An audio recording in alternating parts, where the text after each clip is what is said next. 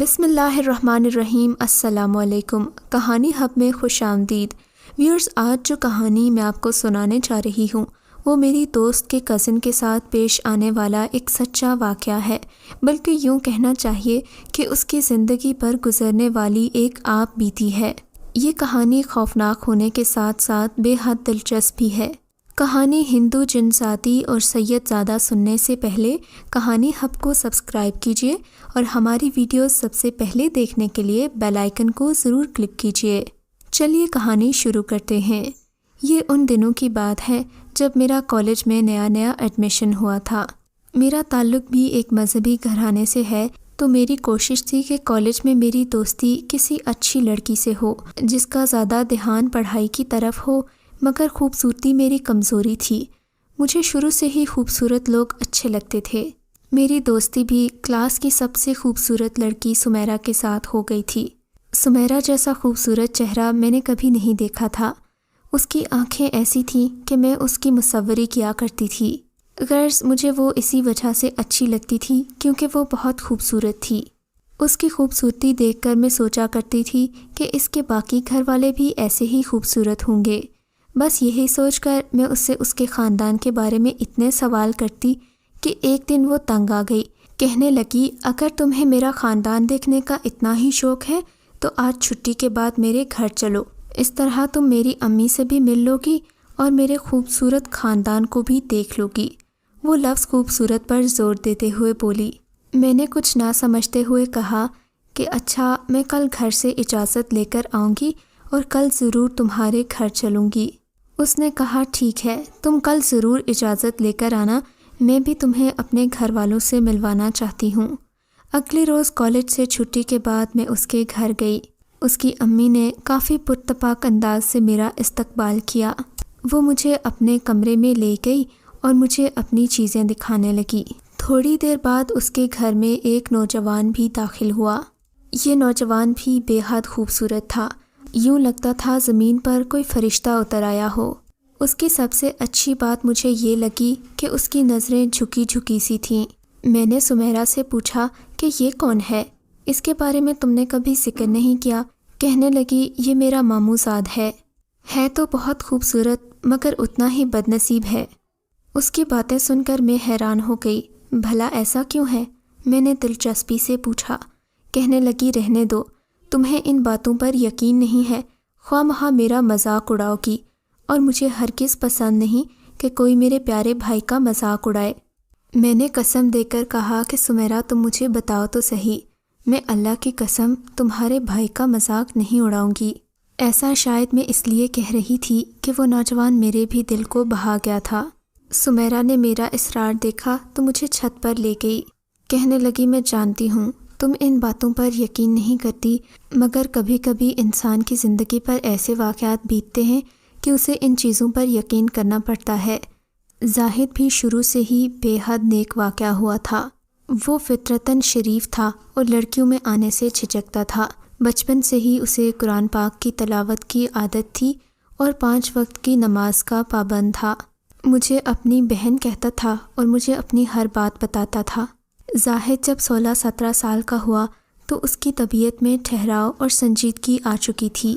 وہ پہلے سے بھی زیادہ متقی اور پرہیزگار ہو چکا تھا۔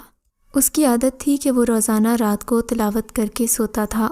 ایک دن وہ حسب معمول تلاوت کر کے سو گیا، مگر رات کو اس کو اپنا گلا خشک محسوس ہوا تو وہ پانی پینے اٹھ گیا، مگر یہ دیکھ کر حیران ہی رہ گیا کہ پانی اس کی سائڈ ٹیبل پر رکھا تھا، حالانکہ اس نے سونے سے پہلے کبھی بھی ٹیبل پر پانی نہیں رکھا تھا۔ خیر، اس وقت اس نے مارے پیاس کے پانی پی لیا کیونکہ پانی کافی ٹھنڈا معلوم ہو رہا تھا اور یہ گرمیوں کے دن تھے تو اسے کافی پیاس بھی محسوس ہو رہی تھی۔ اگلے دن وہ صبح اٹھا تو اس کی طبیعت پر عجیب سا بھاری پن تھا۔ اسے سمجھ میں نہیں آ رہا تھا کہ یہ کیا ہو گیا ہے۔ اس کا کسی چیز میں نہ دل لگ رہا تھا اور نہ ہی کوئی کام کرنے کا من تھا۔ وہ سارا دن یوں ہی لیٹا رہا۔ وہ ویسے بھی اکیلا تنہا ہی رہتا تھا، مگر آج اسے یوں محسوس ہو رہا تھا جیسے وہ اکیلا نہیں ہے بلکہ کوئی اس کے ساتھ ہے۔ اس نے اس بات پر توجہ نہ دی اور سوچا کہ یہ میرا وہم ہے، ویسے بھی میں زیادہ تر وقت اکیلا گزارتا ہوں تو ان چیزوں کا محسوس ہونا کوئی بڑی بات نہیں ہے۔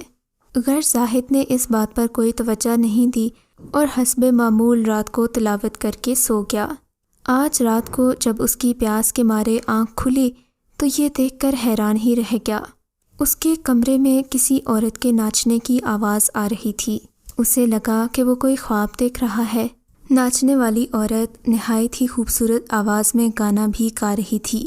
آواز اتنی مدھر اور سریلی تھی کہ وہ سنے بغیر رہ نہیں سکا۔ وہ ایک سکتے کی عالم میں بیٹھتا سنتا ہی چلا گیا۔ سنتے سنتے نہ جانے کب اس کی آنکھ لگ گئی اور وہ پانی پیے بغیر ہی سو گیا۔ اگلی صبح اٹھا تو کل والے دن جیسی کیفیت نہیں تھی، بلکہ وہ ہلکا پھلکا محسوس کر رہا تھا۔ کل والی بات کو اس نے دوبارہ وہم جانا اور حسب معمول اپنے کام کرتا رہا، مگر اسے دن کے وقت یوں محسوس ہوتا جیسے کوئی اس کے ساتھ ساتھ چل رہا ہے۔ لیکن وہ زیادہ غور کرتا تو آواز آنا بند ہو جاتی، مگر بے دہانی میں پھر اسے وہی آواز محسوس ہوتی۔ اگلے دن جمعہ تھا اور وہ نہا دھو کے تیار ہو کے مسجد میں جمعہ پڑھنے جا رہا تھا۔ اسے محسوس ہوا کہ مسجد کے اندر داخل ہوتے ہی وہ آواز اس کا ساتھ چھوڑ دیتی ہے۔ وہ اس بات پر زیادہ حیران نہیں تھا، کیونکہ اس نے بچپن سے سن رکھا تھا کہ بری روحیں نیک انسانوں کو بھٹکانے کی کوشش کرتی ہیں۔ اسے یہ بھی معلوم تھا کہ اگر ان چیزوں کو زیادہ توجہ دی جائے تو یہ پہلے سے بھی زیادہ تنگ کرنے لگتی ہیں، لہٰذا اس نے چپ رہنا ہی مناسب سمجھا۔ مگر شاید وہ نہیں جانتا تھا کہ آج رات کیا ہونے والا ہے۔ رات 12 بجے دوبارہ اس کی آنکھ کھلی تو کمرے کا منظر مختلف تھا۔ اسے یوں لگ رہا تھا کہ وہ اپنے کمرے میں نہیں بلکہ کسی اور جگہ موجود ہے۔ یوں لگتا تھا جیسے یہ کسی راجکماری کا کمرہ ہے۔ وہ آوازیں جو اسے دن بھر آتی رہتی تھیں وہ آج اس کے سامنے تھی۔ حالانکہ وہ لڑکیوں سے دور دور رہنے والا ایک نیک انسان تھا، مگر اس راجکماری کا حسن دیکھ کر اس پر ایک سحر طاری ہو گیا۔ وہ لڑکی اپنے حلیے سے ہندو معلوم ہوتی تھی۔ اس کے گہرے لمبے سیاہ بال تھے اور اس کی مانگ سندور سے لال تھی۔ وہ اس کو دیکھ دیکھ کر مسکرائے جا رہی تھی اور منہ سے کچھ بھی نہیں کہتی تھی۔ اس کے ساتھ کچھ لڑکیاں اور بھی موجود تھیں جو اسی راجکماری نما لڑکی کے ساتھ ساتھ ناچ رہی تھیں۔ کچھ دیر گزرنے کے بعد اس نے باقی لڑکیوں کو اشارہ کیا اور وہ ایک طرف چلی گئیں۔ اب کمرے میں صرف وہ راجکماری موجود تھی۔ اس نے اپنے سفید ہاتھوں میں ایک بانسری اٹھا رکھی تھی اور وہ بانسری اپنے ہونٹوں سے لگا کر ایک نہایت ہی سریلی دھن بکھیر رہی تھی۔ یہ دھن ایسی تھی کہ زاہد اس میں کھو ہی گیا۔ اب یہ روز رات کا معمول بن گیا تھا۔ ابھی تک اس نے زاہد کو کوئی نقصان پہنچانے کی کوشش نہیں کی تھی، بس وہ روزانہ رات کو اس کے پاس آتی اور اس کو اپنا ناچ دکھاتی۔ وہ بھی اس کے گانے سن کر خوش ہوتا تھا، مگر اسے معلوم نہیں تھا کہ اس کا خوش ہونا اسے کس قدر مہنگا پڑ سکتا ہے۔ وہ اپنی بے دھیانی میں اس کے عشق میں مبتلا ہوتا چلا گیا۔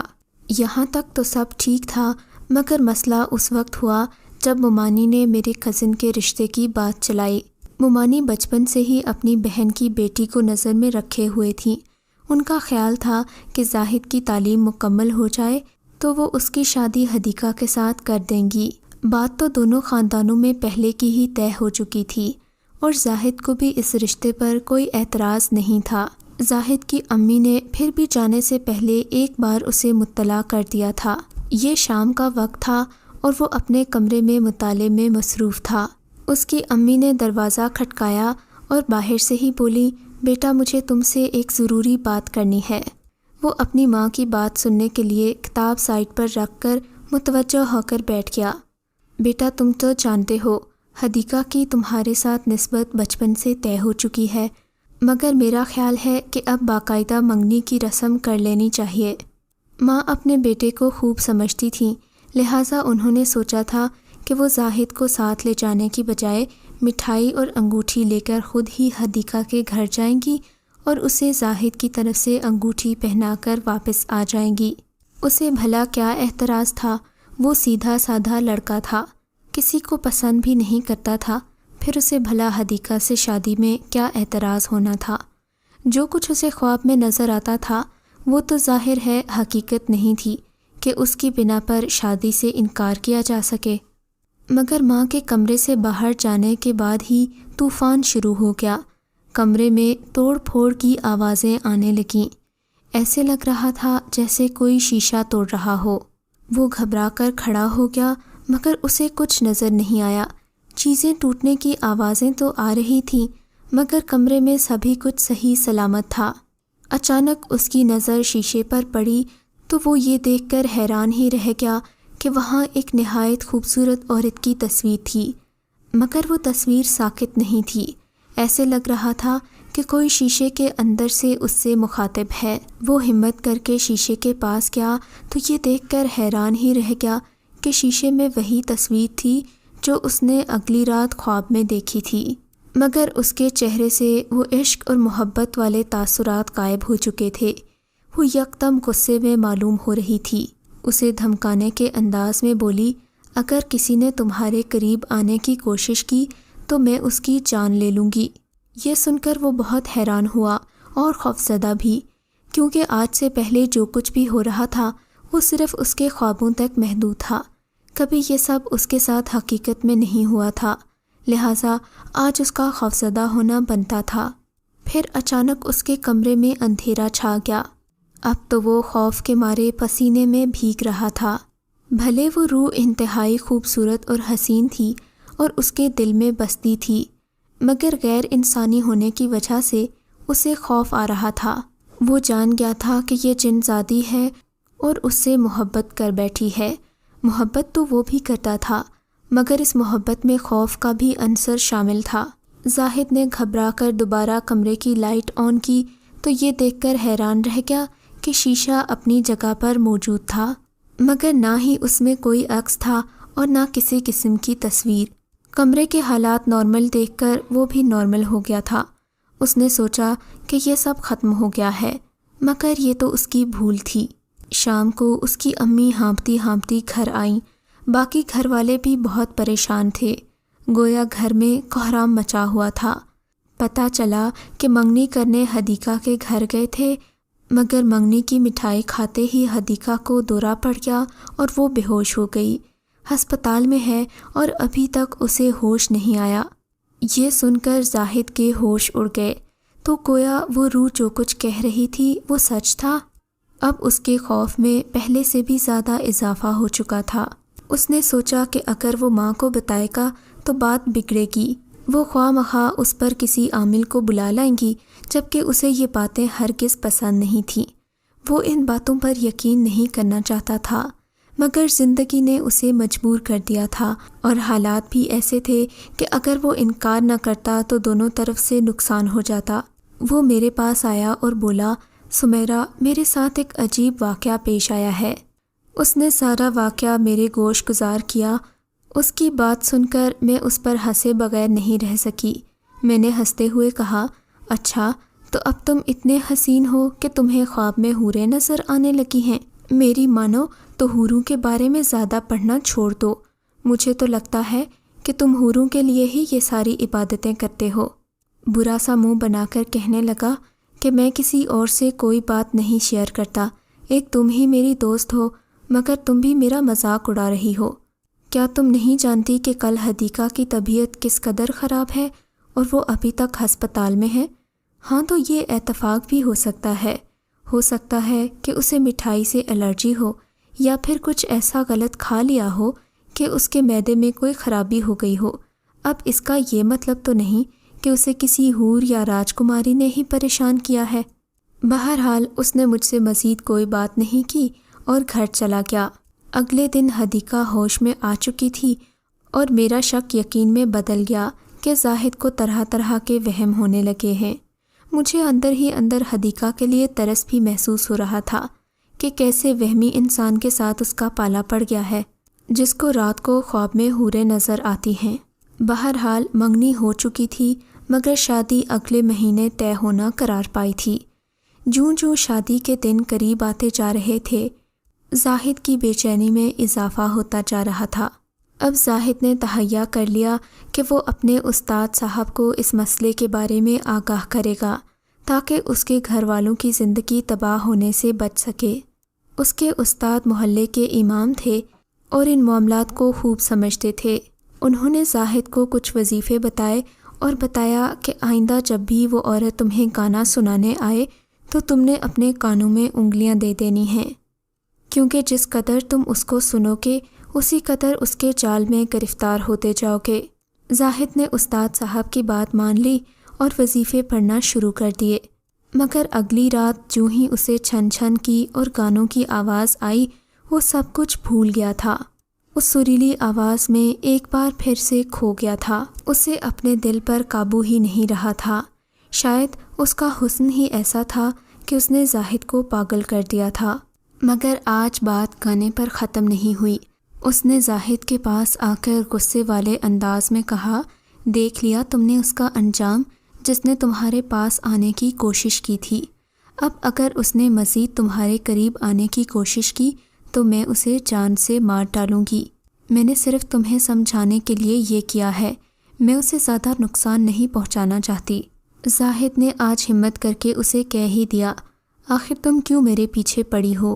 مجھے میرے راستے سے بھٹکانا چاہتی ہو جبکہ میں تمہیں پسند بھی نہیں کرتا۔ یہ سن کر وہ بیل کھاتی ناگن کی طرح تڑپتے ہوئے بولی، تم صرف میرے ہو اور یہ بات میں اچھی طرح جانتی ہوں کہ تم بھی مجھے پسند کرتے ہو۔ اگر تم مجھے پسند نہیں کرتے تو میرے ہاتھ کا رکھا ہوا پانی کیوں پیا تھا؟ میرے گانے کیوں سنتے ہو اور مجھے نظریں بھر بھر کر دیکھتے کیوں ہو؟ اب زاہد کو اپنی غلطی کا احساس ہو رہا تھا کہ اس نے اس رات ٹیبل پر رکھا پانی پی کر کتنی بڑی غلطی کر دی تھی، اور آج بھی جب کہ اسے وظیفہ کرنے کو کہا گیا تھا وہ اس کے گانے پر چونک گیا تھا اور اسی میں کھو گیا تھا۔ وہ جنزادی مسکراتی ہوئی اپنا پلو جھاڑتی وہاں سے غائب ہو گئی، مگر زاہد سوچتا ہی رہ گیا کہ اب اس مسئلے کا کیا حل کروں۔ اب اس نے سوچ بھی لیا کہ وہ جتنی بھی حسین ہو میں اس کی طرف نظر اٹھا کر بھی نہیں دیکھوں گا، اور اگلی رات اس نے ایسا ہی کیا۔ اس کو وظیفہ کرتے ہوئے گانوں کی آواز آئی مگر اس نے توجہ نہیں دی۔ تھوڑی دیر بعد خوشبو کا ایک جھونکا آیا اور ساتھ ہی ایک مدھر آواز آئی، کیا تم میری طرف نہیں دیکھو گے؟ ایک بار دیکھ تو لو کہ میں کتنی حسین ہوں۔ آخر تمہاری اس کزن میں رکھا ہی کیا ہے؟ مگر زاہد سمجھ چکا تھا کہ جواب دینے میں اس کا ہی نقصان ہے۔ وہ بیٹھا وظیفہ پڑھتا رہا اور اس کی طرف کوئی توجہ نہیں دی۔ آخر وہ دن بھی آ گیا جب زاہد کی شادی تھی۔ حالات کافی حد تک معمول پر آ چکے تھے۔ اب وہ جنزادی اسے تنگ نہیں کرتی تھی۔ حدیقہ کے گھر والے بھی خوش تھے اور زاہد بھی اپنی طرف سے مطمئن تھا کہ اس نے جنزادی کو ٹھکانے لگا دیا ہے۔ اب نہ ہی اسے اس کی آوازیں آتی تھیں اور نہ ہی کانوں کی آواز پر اس نے کان دھرنے مناسب سمجھے تھے۔ کبھی کبھار اگر وہ پاس آ بھی جاتی تھی تو وہ اسے دھیان نہیں دیتا تھا۔ اللہ اللہ کر کے اس نے 1 مہینہ گزارا تھا اور اب وہ پر امید تھا کہ اس کی شادی والے دن کوئی ہنگامہ نہیں ہوگا، اور اس کی امیدوں کے مطابق ایسا ہی ہوا۔ حدیقہ صحیح سلامت اس کی دلہن کے روپ میں اس کے سامنے بیٹھی تھی۔ وہ دل ہی دل میں اپنی فتح پر خوش ہو رہا تھا۔ اس نے سوچا تھا وہ اپنی بیوی کو ان ساری چیزوں کے بارے میں آگاہ کرے گا۔ یہی سوچ کر اس نے اپنی دلہن کا گھونگھٹ پلٹا، مگر یہ دیکھ کر حیران ہی رہ گیا کہ وہاں حدیقہ نہیں بلکہ وہی راجکماری بیٹھی تھی۔ اس کے ہونٹوں پر مسکراہٹ ناچ رہی تھی اور آنکھوں میں ایک عجیب سا نشہ تھا۔ اس نے اپنی مدھر سریلی آواز میں کہا، تمہیں کیا لگتا تھا کہ میں اتنی آسانی سے تمہاری جان چھوڑ دوں گی؟ تمہاری اس عاشق محبوبہ کو تو اسی دن میں نے ٹھکانے لگا دیا تھا جس دن اس نے مٹھائی کھائی تھی۔ میں نے سوچا تھا کہ میں اسے کچھ بھی نہیں کہوں گی، مگر تمہاری بے رخی نے مجھے یہ سب کچھ کہنے پر مجبور کر دیا۔ میں مسلمان ہو چکی ہوں، میں تم سے محبت کرنا چاہتی ہوں، مگر مجھے معاف کر دو۔ مجھے تمہاری منگیتر کو مارنا پڑا، تمہیں پانے کے لیے یہ سب کرنا ضروری تھا۔